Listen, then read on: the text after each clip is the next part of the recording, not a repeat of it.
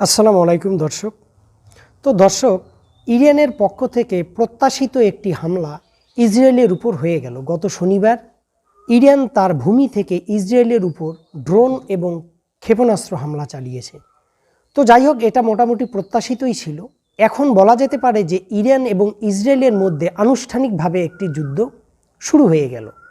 যদিও এটা পূর্ণাঙ্গ যুদ্ধের রূপ নেবে কি নেবে না, এটা হয়তো আমরা কয়েকদিনের মধ্যে বুঝতে পারবো। কারণ ইরান যে হামলাগুলো ইসরায়েলের উপর চালালো, এই হামলার পরিপ্রেক্ষিতে ইসরায়েল আবার ইরানের উপর কোনো হামলা চালায় কি না, এবং তার প্রতিক্রিয়ায় ইরান আবার ইসরায়েলের উপর কোনো হামলা চালায় কি না, এই সকল বিষয়ের উপর কিন্তু নির্ভর করবে।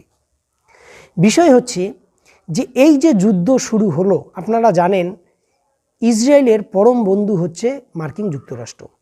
এই যুদ্ধে মার্কিন যুক্তরাষ্ট্র জড়িয়ে যাবে কি না, যদিও মার্কিন যুক্তরাষ্ট্রের তরফ থেকে কয়েকবারে হুঙ্কার দেওয়া হয়েছে, আবার আপোষের কথাও বলা হয়েছে, কিন্তু বাস্তবতাটা আসলে কি? এই যুদ্ধে কি মার্কিন যুক্তরাষ্ট্র জড়িয়ে পড়বে?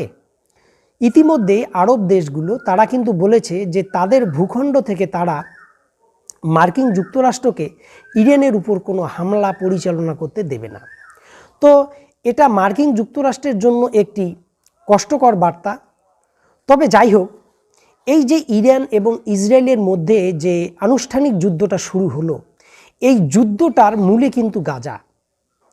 কারণ এই যে গাজায় এতদিন থেকে হামাসের সঙ্গে ইসরায়েলের যুদ্ধ চলছে, এবং এই যুদ্ধে ইসরায়েল এখনও পর্যন্ত কাঙ্ক্ষিত কোনো লক্ষ্যে কিন্তু পৌঁছাতে পারেনি। শুধু সেখানকার কিছু নিরীহ নারী এবং শিশুকে তারা হত্যা করেছে, এবং ইতিমধ্যেই বিভিন্ন পর্যায়ে এটা উল্লেখ হচ্ছে যে ইসরায়েল সেখানে গণহত্যা চালাচ্ছে। তো টোটাল বিষয়টা কিন্তু ইসরায়েলের বিপক্ষে চলে গেছে। কিন্তু এই যে ইসরায়েল ইরানের মধ্যে যুদ্ধ, এটার সঙ্গে গাজা কিভাবে সম্পৃক্ত আপনারা জানেন। 7ই অক্টোবর 2023 সালে গাজার হামাসের যে সামরিক শাখা, তারা যে ইসরায়েলের উপর দুঃসাহসিক আক্রমণ চালিয়েছিল, এবং যে আক্রমণে ইসরায়েলের কয়েকশো সেনা সদস্য এবং সামরিক বেসামরিক মানুষ নিহত হয়েছেন, এবং অনেক মানুষকে তারা জিম্মি করে নিয়ে এসছে। এখনও প্রায় 130 জনের মতো জিম্মিকে ইসরায়েল কিন্তু উদ্ধার করতে পারেনি, এবং এই যুদ্ধ কিন্তু চলমান। এই যুদ্ধে গাজার যে শক্তি, তার কেন্দ্রবিন্দুটা যে ইরান, সেটা আপনাদের সকলেরই কিন্তু জানা। তো ইরান যে ইসরায়েলের মূল লক্ষ্য ছিল, এটা মোটামুটি সবাই আমরা জানি। এবার বিষয় হচ্ছে এই যে দুঃসাহসিক অভিযান হামাস চালালো ইসরায়েলের উপর, এর পিছনে আসলে শুধু কি ইরান নাকি আরও কেউ? আপনারা জানেন ইউক্রেন এবং রাশিয়ার মধ্যে যে যুদ্ধ চলছে, এই যুদ্ধে ইউক্রেনকে সর্বতোভাবে কিন্তু সাহায্য করছে পশ্চিমের দেশগুলো এবং ন্যাটো।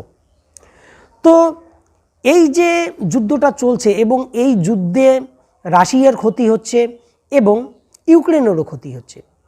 তো এই যুদ্ধ যখন চলছে, তখন রাশিয়া ইরানকে দিয়ে, হামাসকে পরামর্শ দিয়ে ইসরায়েলের উপর আক্রমণটা চালালো। এখানে রাশিয়ার যে উদ্দেশ্য ছিল মার্কিন যুক্তরাষ্ট্রকে আসলে দুটি ফ্রন্টে নিয়ে যাওয়া, একটা হচ্ছে গাজার দিকে ইসরায়েলের দিকে, আর একটা হচ্ছে ইউক্রেনের দিকে।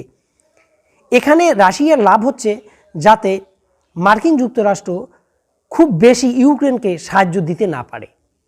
এটার কারণেই কিন্তু হামাসকে দিয়ে ইসরায়েলি আক্রমণ করা হয়েছে। এটার মূল কাজটি করা হয়েছে ইরানকে দিয়ে। এটার মানে কিন্তু এটা না যে হামাসের কোনো আক্রমণ করার কোনো প্রয়োজন ইসরায়েলি ছিল না, তা না। হামাসেরও দরকার ছিল ইসরায়েলকে একটি উচিত শিক্ষা দেওয়ার। সেক্ষেত্রে রাশিয়া এই সুযোগটাকে কাজে লাগিয়েছে। ফলে কোনো না কোনোভাবে ইসরায়েলের পক্ষ মার্কিন যুক্তরাষ্ট্র নিয়েছে, এবং মার্কিন যুক্তরাষ্ট্রের যে একক দৃষ্টিতে ইউক্রেনের দিকে ছিল, সেটা কিন্তু সরে এসছে গাজার দিকে, গাজা মানে ইসরায়েলের দিকে। তো এখানে লাভবান হয়েছে কিন্তু রাশিয়া, হামাসও লাভবান হয়েছে, কারণ তারাও একটা যোগ্য জবাব দিতে পেরেছে। তো যাই হোক, এখন এই যে ইসরায়েল এবং ইরানের মধ্যে যে যুদ্ধটা তৈরি হলো, যুদ্ধটা শুরু হলো, এই যুদ্ধে মার্কিন যুক্তরাষ্ট্র এখানে যুক্ত হবে কি না। তো দর্শক, মার্কিন যুক্তরাষ্ট্রও কিন্তু জানে যে আসলে বিষয়টা কোত্থেকে কি হচ্ছে। সুতরাং মার্কিন যুক্তরাষ্ট্র এক্ষেত্রে যেটা করতে পারে বলে বিশেষজ্ঞরা মনে করছেন সেটা হচ্ছে ইসরায়েলকে হয়তো সতর্ক করে দেবে, হয়তো মৌখিকভাবে কিছু হুঁশিয়ারি দেবে ইরানকে, কিন্তু সরাসরি যুদ্ধের ময়দানে হয়তো মার্কিন যুক্তরাষ্ট্র নাও যেতে পারে, বা গেলেও ছোটোখাটো কোনো আক্রমণের ক্ষেত্রে হয়তো ইসরায়েলকে সাহায্য সহযোগিতা করতে পারে।